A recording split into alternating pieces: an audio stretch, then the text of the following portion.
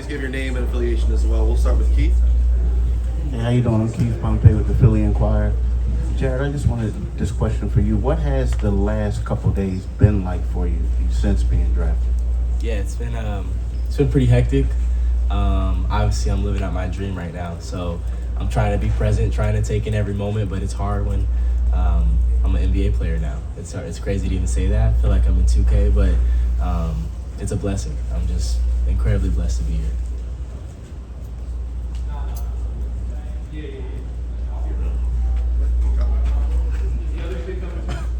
Jared, Kyle Newbeck from PHLY. A lot of guys, when they come into the league, when they get asked, who do you pattern your game off of, talk about offense, I guess. Is there anybody defensively that you look to as, I can kind of replicate what that guy does in the league? Yeah. When I was in college, I used to ask my trainer a lot who I should watch on defense. And he sent me a lot of Fred VanVleet highlights, just being sneaky, trying to get steals, trying to just get deflections, and obviously be a good on-ball defender. So I think Fred is a good one to look at. Gina Mizell, also with the Philadelphia Inquirer. Adem, you've had an even quicker turnaround with getting drafted last night and then coming here. Just can you describe what the emotions and kind of the whirlwind nature of that has been like for you? It's been amazing, I felt everything at the same time, happiness, sadness, joy. Every emotion hit me at the same time. It's just so unreal to get your name called. You still can't believe it. I'm an NBA player right now. We walk towards this goal every single day of our life to get here, and we're here now. So it's pretty exciting. And then for both of you, just what have the early conversations been like with whether it's the front office, coaching staff, just about kind of the early expectations for you, what they want to see out of you this summer, just to get ready for your rookie year? I got it. This has been amazing. I spoke with the front office pretty much right after I got drafted. I could feel the energy through the phone. I can tell what the organization is about, the hard working, the expectations. It's an amazing program. We're part of great things to happen. It's really exciting to be here, and I can't wait to get to work. Yeah, a lot of it's been just kind of finding out where I'm going to live, and I'm just excited, obviously, but trying to figure out the little details of just being in Philadelphia. So I think I'll find more out later, but definitely just using my game, obviously, to incorporate with the other players that are here. Paul Hudrick, Liberty Ballers. Jared, for you, there was a lot of talk the other night about your personality and you're a very positive person, but there is the other part of you on the court that's very competitive. You like to talk some trash. Just where does that part of your personality kind of come from, and how do you kind of, I guess, kind of regulate that? Yeah, I think it's a good balance I have. Being on social media and doing all the stuff outside of basketball, it comes with a lot of hate. And when you get a lot of hate, you kind of want to prove yourself that you can be one of the best players in the world in college. And obviously now being a rookie, it's just I got a lot to prove. So I'm just willing to take on that challenge, and once I set a goal, I'm gonna put my mind to it and work as hard as I can to keep going. So I think that mindset of just always wanting to be the best always motivates me. Kai Carlin, Sixers Wire. Yesterday you mentioned Joel, once you got drafted. I guess how much are you really looking forward to kind of, learning from a guy like that and playing with him? Joel is an amazing player. We have similar roots. He's African. I am African too. I've always watched him.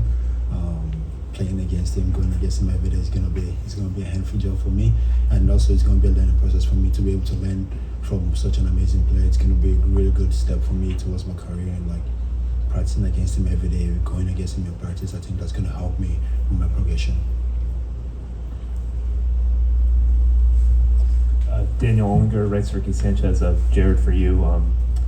At Duke, you kind of balanced the role of being an off-ball scorer and seeing some on-ball reps too. And Tyrese Maxey in his years here in Philly, he's kind of done the same thing. Are you looking forward to learning from him just kind of how to balance a specific offensive role like that?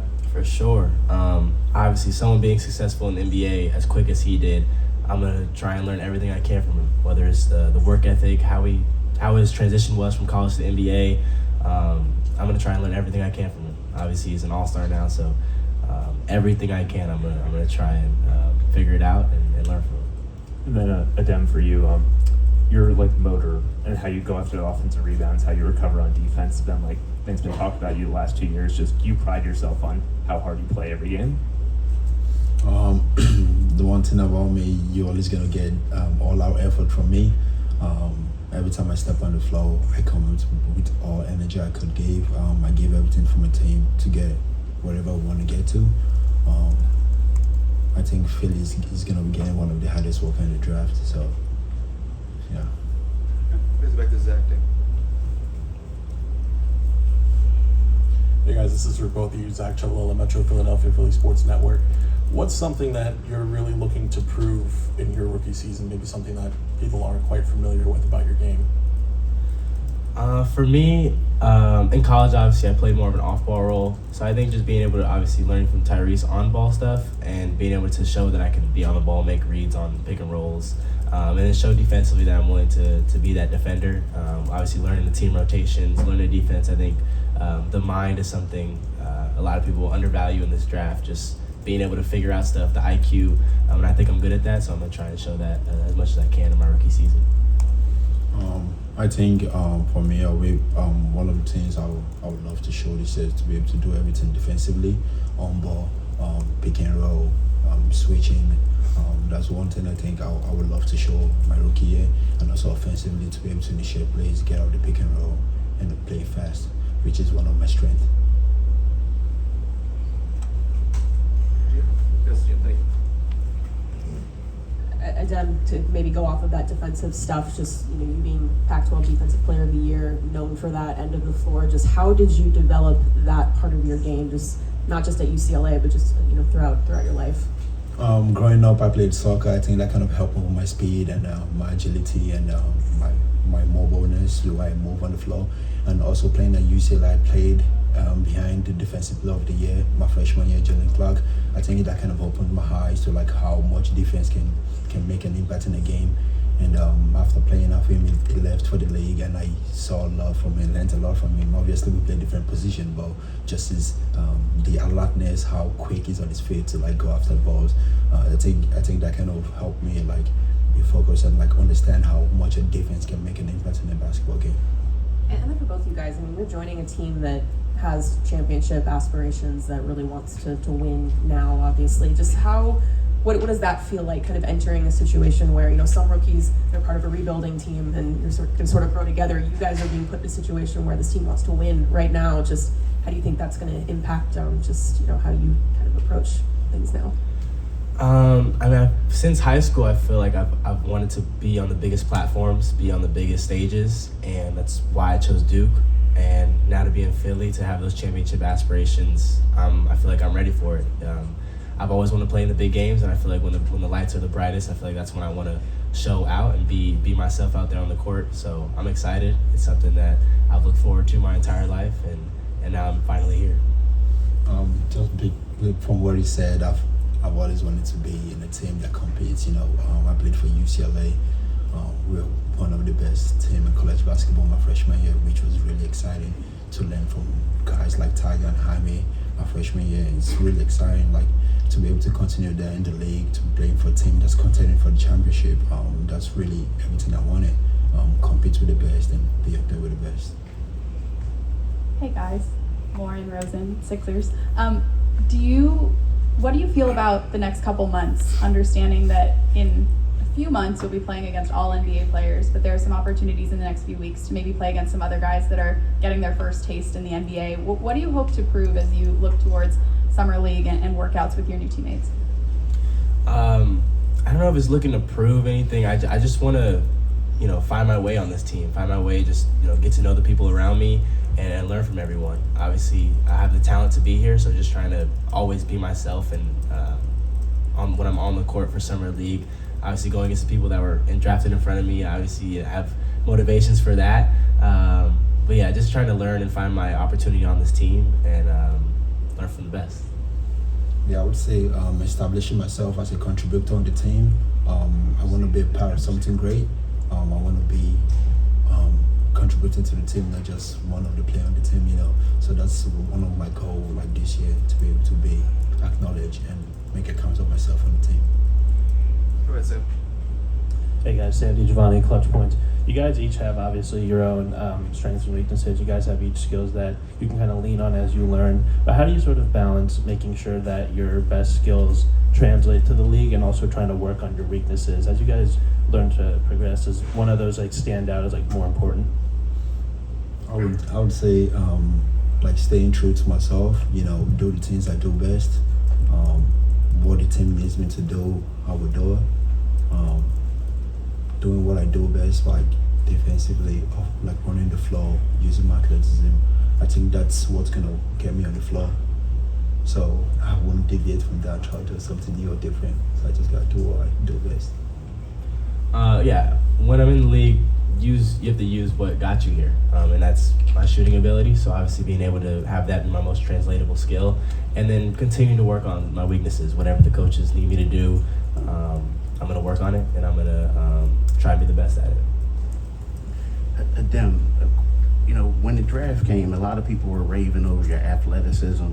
Your defensive player of the year. You played at UCLA.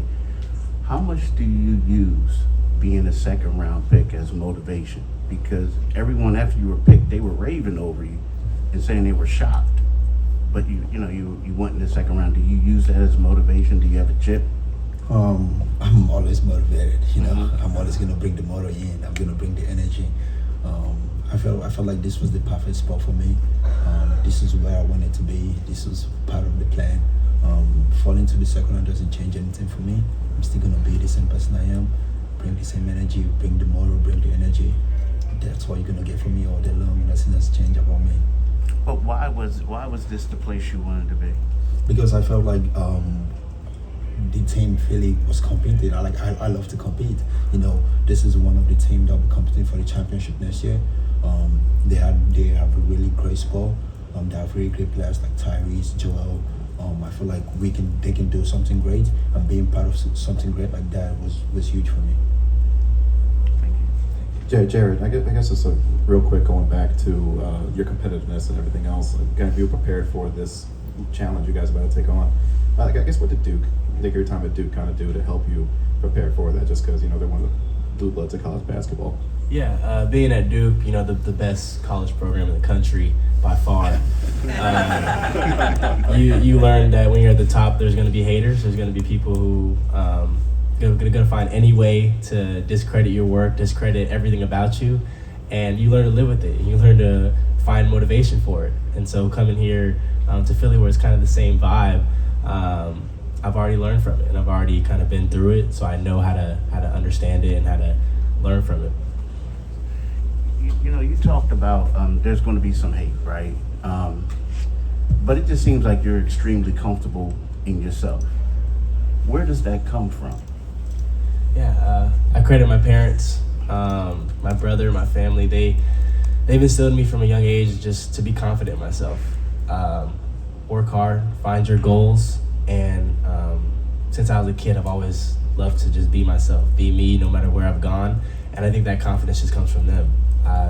Whether it's painting my nails, doing TikToks, it's just stuff I like to do, whether people like it or not. A lot of people don't like it, but that's just fine with me. I'm just gonna continue to embrace it, and I'm always gonna be myself, because it's what got me here. And what a follow-up with that is, I know you said there's some people who don't like it, a lot of people don't like it, but it seems like there are a lot of people who recognize you and look up to you. This prime example, yesterday, I'm walking down the block and people are asking me about the draft. And I'm talking, and then they're like, what jersey number is he going to wear? And I'm like, huh? They're like, oh, we follow him on TikTok. So you do have an influence, man, especially with, the younger group. Definitely. As someone who you're on social media, you try not to look at the hate, because you're going to single it out, even if it's one hate comment and 100 great comments.